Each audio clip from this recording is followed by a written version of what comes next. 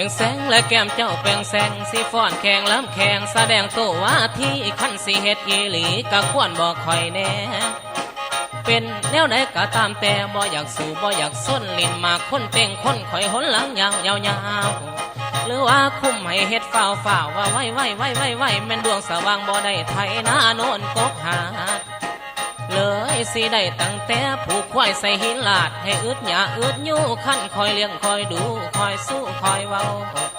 ถ้าว่าอยากให้คอยกับเจ้าเอาเสาปอนลงขุมขั้นบ่เขียวบ่คุ้มสิพ่องบได้อยู่บนสู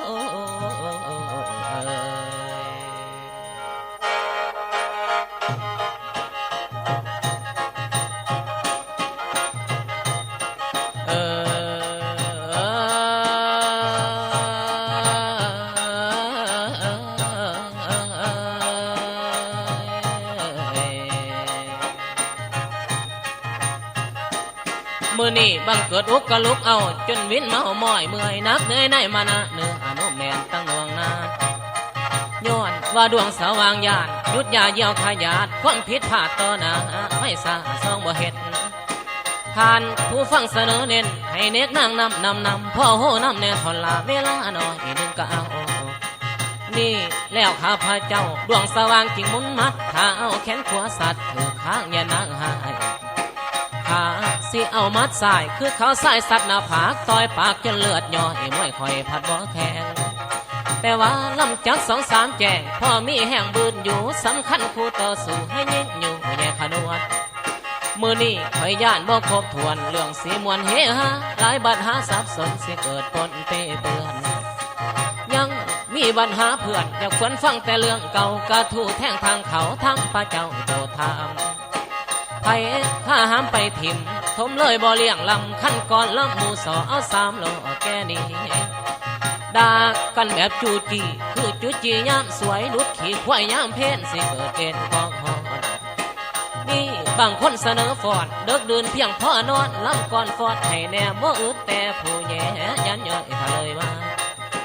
บางคนค่อยนางขาจนนาลาตาเหลืองผู้อยากฟังการเมืองผัดฝืดเครื่องคอแงหลายแผนเสนอนี่อาจจะมีสนองตอบลำประกอบกระถูกการเมืองสู่ใส่ปนผ่านทุกคนให้เกี่ยมไว้จิตใจให้ตั้งต่อถ้าเบิ่งหมอแม่ยิงเพิ่นสิทำโจทย์สอเบิ่งตาก็ซ้ำแม่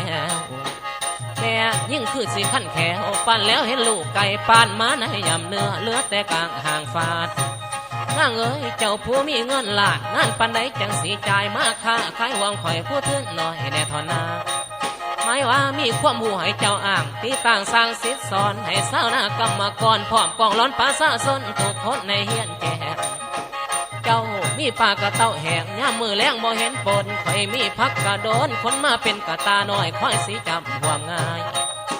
เจ้าผู้มีส่วนฝ่ายสังบ่ต่ำแพ้ลายให้อ้ายน้ำแนกกับพ่อเฮ็ดแพ้อาบน้ำบ่ยามเศร้าตื่นมา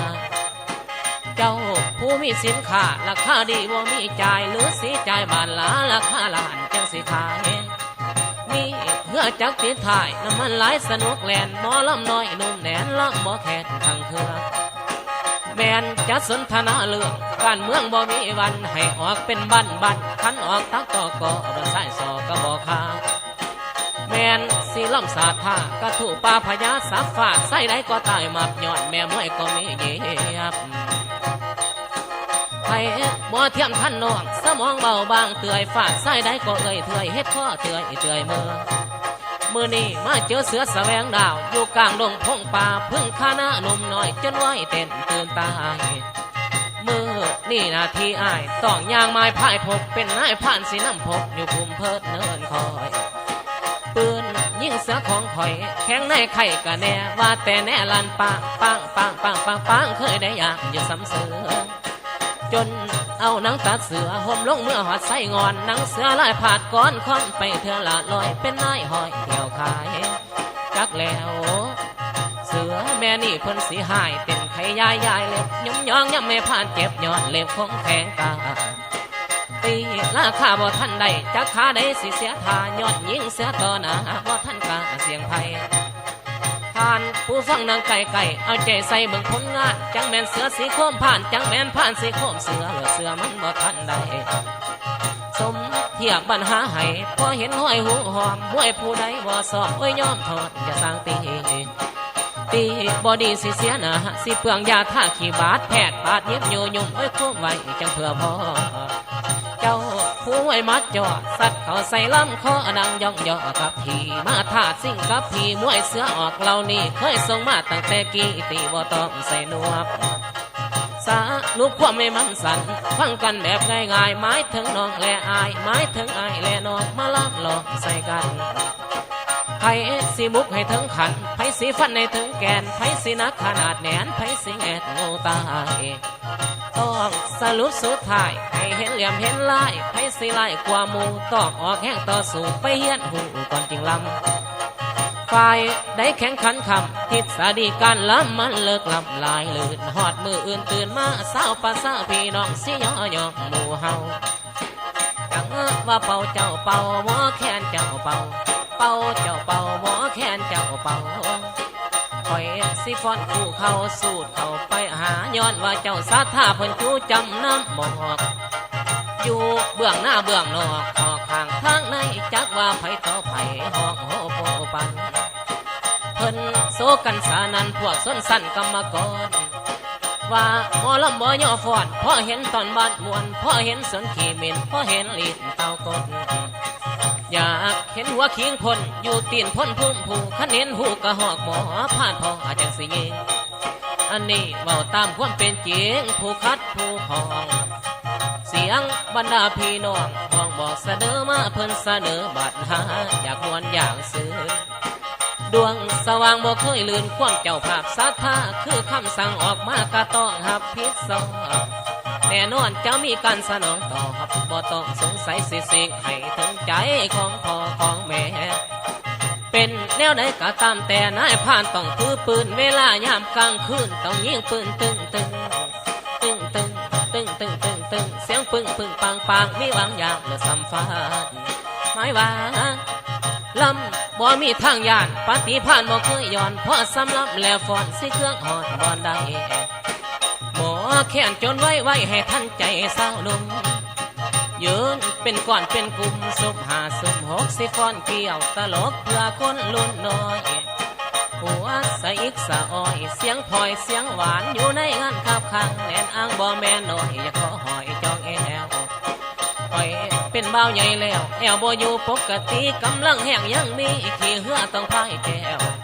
เดี๋ยวนี้อายุสาวไปแล้วว่าแนมเห็นหมากแตงแนวบอนโลแป้วปูดเก่าเห็นหมากแตงหมากเต่าอยากเมาซื้อโดยมักโบ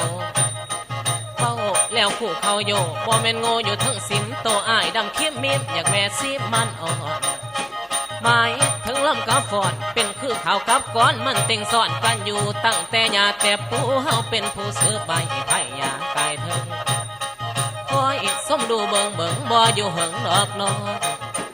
ดวงสว่างสิย่อยองไปจอบซองน้องป้าย่านว่ามีคนมาตึกแขทุ่มซ้อนป้าซิ่วมันขอดในน้องบอนขั้นบอนเขาเขียวเขาสันก้อยพันยามคำหมายว่าข่อยสิหำฟ้อนหำล้ำเลยอย่างสง่าผ่าเผยบ่เคยโศกเศร้าเบิ่งเด้อข้าพระเจ้าสิฟอดแหงตาขาฟ้อนกาตาปีฟ้อนอีกแม่เมียฟ้อนเสือออกเราฟ้อนเต่าลอกน้องเป็นทำนองลำไตท่านสมัยยกใหม่อาจารย์เขียนแต่งให้มุนใส่เพื่อภาษาเบิ่งเด้อข้าพระเจ้าสิฟอดแหงตาขา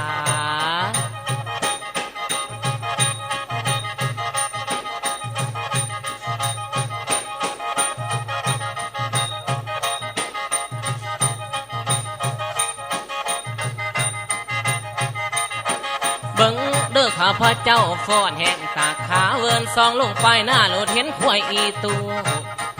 มันตายหมกจูคูเป็นคนเมื่อเทิงแนมเห็นน้องอีเลิกมีแต่หญ้าแฝด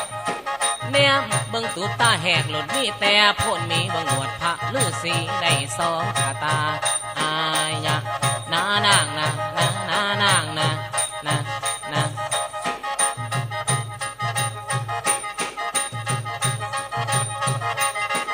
เป็นจังสีดอกข่อยว่าฟ้อนแห้งตาขา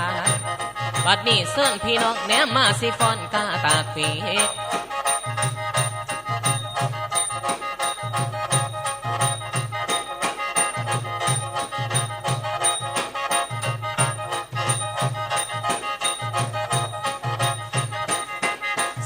พี่น้องแนมมาสิฟ้อนกาตากปีหยุมลูกไก่แล้วสีกีกแรงพุ่งข้างไข่ไก่เปลือกบางบางกาว่างเลยแตกฟงถือไข่ป้าแดกเฮียสะเฮียเสฟงไปถือไข่เทหน่อยน้อยหน่อยใหญ่ที่ฟอยว่างห่างไก่ไก่ปากฟอยปังเมือกปันเฮาแทงดังควยสนเข้าไหมจากนี้กาบินไปไวๆบ่ได้หัวซาหมดทอนี่เอาคอยฟ้อนกาตากปีจากฟ้อนกาตากปีสิฟ้อนหลีกแม่เมีย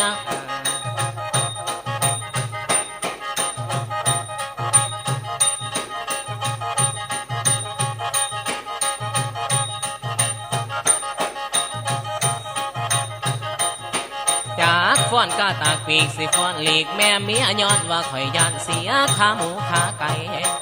มื้อนี้มาเห็นแม่เฒ่าใหญ่เจ้าโคตรนุ่งตาลูกเคยพวกมาขอทางไปแน่ไปแน่ให้ข้าวบาดไปแน่ไปแน่ให้ดวงสว่างไปแน่สิไปหาแย่หาหยอกหาตำสิเอามือค้ำลูกสาวของแม่แย่ได้บ่นางบ่นางบ่หยุด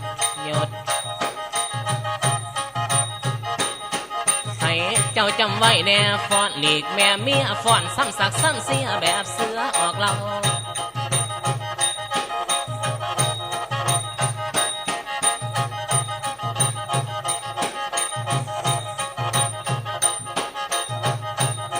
ฟ้อนซ้ำสักซ้ำเสียแบบเสือออกเราเสือโคงมันคู่เขาหมู่ขึ้นหมู่ลงแนมเห็นมังเห็นโอ่งกวางฟ้านมันอ่อนมันยุ่มเอาบอนสีนตอนสองสันเสือหอกให้มันสองสันสีนโคตรเสือโคงมันยุ่มโยนเป็นคนหล่นเต็มกำพยานมุนปานห้ำไม่ดับปล่อยเขาจากฟ้อนเสือออกเราสิฟ้อนเต่าลงนอง